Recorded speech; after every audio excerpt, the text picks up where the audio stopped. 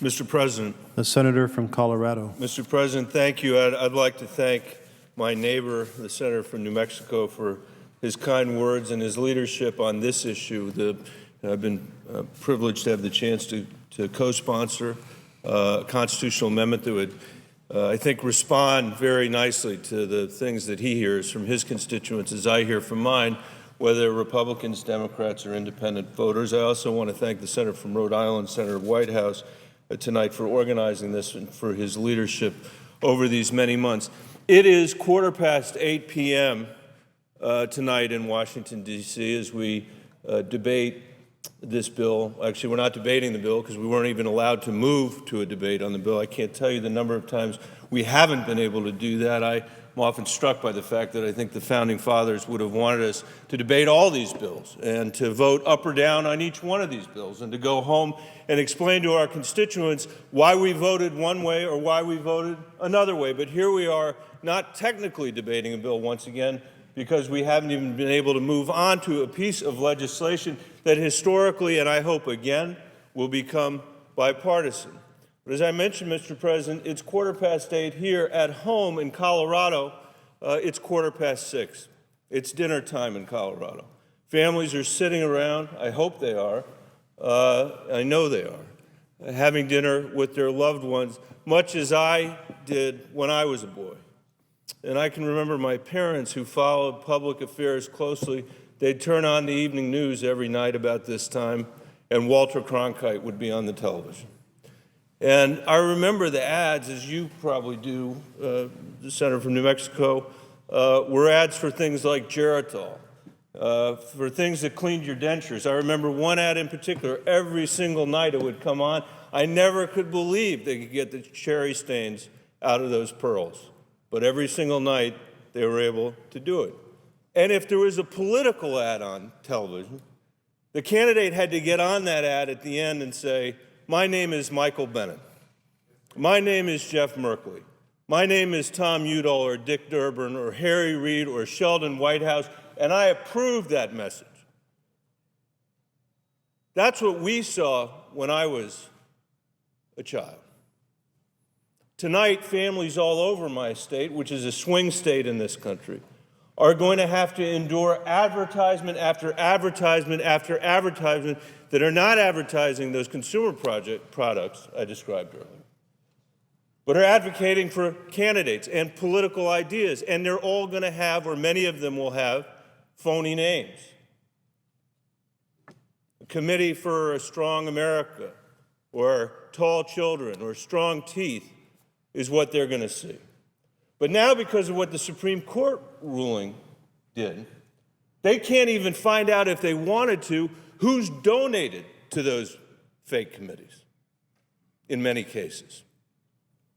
Now, I wanted to start out tonight, Mr. President, by making clear what's not at issue with this bill. This is not a constitutional question that we're debating here tonight. There's not a question that disclosure and disclaimer, which this bill doesn't even do, I'll come back to that, disclosure is constitutional. 8 of 9 Supreme Court justices have said not only that it's constitutional, well, they've said it's constitutional, but some have said that's a desired result. Here is Justice Scalia, quote, "Requiring people to stand up in public for their political acts fosters civic courage, without which democracy is doomed. For my part, I do not look forward to a society which, thanks to the Supreme Court, campaigns anonymously and even exercises the direct democracy of initiative and referendum, hidden from public scrutiny and protected from the accountability of criticism." The accountability of criticism, in the justice's words. This does not resemble the home of the brave. This does not resemble the home of the brave. It takes courage to put your name on something. It takes courage to stand for something that's unpopular. It doesn't take a lot of courage to let somebody use your money in a way that keeps you completely anonymous and imposes something on families in our states who are trying to make a fundamental American decision to vote in a democracy. That doesn't take courage. That's the point Justice Scalia was making, because Justice Scalia, I believe, thought the Congress would do its job and enact what's constitutional. Require disclosure. Require disclaimer. This issue is one that's been well understood in this country since its founding. Here's Patrick Henry in 1788. The liberties of a people never were, nor ever will be, secure when the transactions of their rulers may be concealed from them. Accountability and transparency. That's what this legislation is about, and it is emphatically constitutional. So if somebody comes and tells you that this is about the Constitution, tell them that 8 of 9 Supreme Court justices have already ruled on this question. They have already ruled that what's in the content of this act is constitutional. Now, what's happening out there as a consequence of a decision that was made by the Supreme Court on the one hand and the failure of the Congress to act in a timely manner on the other hand? Well, these super PACs have come into being. These anonymous folks are able to give money. There's one that owns a casino in Las Vegas. And he's actually given more money to super PACs in 2012 than anybody else in the country. At least that's what my understanding is. But to him, this is chump change. So far, he's given $35 million. He says he's going to give more than that. That's a lot of money to most people. But it's not a lot of money to this guy because he has a net worth of $24.9 billion. So we did some math at home, and what we figured out was that in Colorado, or in America, I guess, in the U.S., the average family's net worth is roughly $77,000. That's their net worth. And so if they were to spend the same percentage of their net worth that this one casino owner in Las Vegas has spent of his net worth, that'd be about $108, which is about what people spend a week on groceries who are making this kind of money. To them, that'd be a little bit of a sacrifice, I guess, $108. But if they knew they could control the outcome of elections in state after state after state, if they could influence the election of the very president of the United States by spending 0.0001 of their net worth, $108, they might do it. This is pocket change for him. These numbers get so big, it's hard sometimes to think about what it means. That net worth, this one person's net worth, is 332,000 times the net worth of our average family. 332,000 times. Think about it this way, Mr. President, and forget about this for a second. Think about this. The median household income in Colorado is roughly $56,000. That's what it is. It's roughly $56,000. A family earning $56,000 in Colorado every year, year in and year out, who never paid any taxes.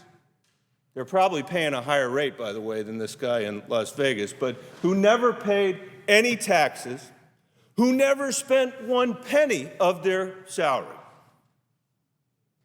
$56,000 a year, year in and year out, and didn't spend a nickel of it. They would have to do that for 441,000 years before it added up to what this guy has. Just to give you a sense of perspective, human beings made their appearance on this planet 200,000 years ago. Half, less than half, of what it would take for this diligent and prudent family to raise what this fellow is worth. It gives you a sense of the order of magnitude.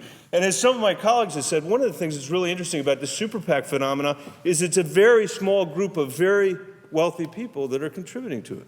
It's not most corporations. It's not most people that have some means. This is a tiny, tiny group of people that are committed to a set of political outcomes and their economic interests that I'm not sure are in the same interests of most of the folks that live in my state. And again, we're not saying they can't do it. This bill doesn't say they can't do it. This bill just says if you're going to do it, you need to tell us who you are. We want to know who you are. Step up and say why it is you're doing what you're doing. It's not surprising, by the way, that this problem has become enormous since this decision was made. In 2006, 1% of donors were undisclosed. That was it. That was it, 1%. 99% were disclosed, 1% was not disclosed. Today, actually, it's even worse today. This is 2010. A year I was running, and a year when Colorado saw more outside money and my ugly mug more on the television than anybody should deserve to see, more outside money than any state in the United States of America. 44% of the money that was spent was not disclosed. The identity of the people that gave the money was not disclosed. That's half, virtually, of what was spent, and it's going to be worse this year. It's not surprising, and everybody who's been a parent would know this intuitively. I have 3 daughters that are 12, 11, and 7, and believe me, there's nothing mysterious about this. Not surprisingly, as the spending has become more anonymous, the advertising has become more negative. One of my kids thinks they can get away with doing something negative to one of their sisters, which is not often, but it happens, and they think they can get away with it without anybody catching. They're a lot more likely to do it than if they know somebody's watching. The senator has utilized 10 minutes. I'd ask for an additional 2 minutes, Mr. President. Without objection. Thank you, Mr. President. And so you can see here that the proportion of positive advertising here, much, much higher than negative. Today, it's almost entirely negative. And between the hours of 6 p.m. and 9 p.m. tonight in the state of Colorado and across the United States of America, those graphs are going to be borne up by negative ad after negative ad after negative ad. And listen, I'll close with this, Mr. President. I'll close with this. We face enormous structural issues in the economy in this country. And we faced them for a while, and we're facing them again because, as you can see from this chart, GDP growth, our economic output, has decoupled from wage growth and job growth. That's what's happened in the United States, and the job of this Congress, the job of this administration, and our generation's job is to recouple those so that we have a rising middle class in this country. And that's what we should be spending our time on as we think about reforming our tax code and our regulatory code and our statute books. But there are some folks around that aren't necessarily all that interested in that because the current system works pretty well for them. I can't tell you the number of times I've heard people say in this chamber that the government shouldn't pick winners and losers. And that's really easy when you're on the winning side to say that. We ought to have a set of rules in this country that are responsive to the needs of the vast majority of American people, whether Republicans, Democrats, Independents, who together, no matter where they are in the economic spectrum, all want essentially the same thing, which is to make sure that we are not the first generation of Americans to leave less opportunity, not more, to the people that are coming after us. I believe that anybody that wants to come to that debate, anybody that wants to play in that game is welcome, but they ought to tell us who they are. And with that, Mr. President, I will yield the floor, and I see the senator from Illinois is here and look forward to his remarks. Mr. President.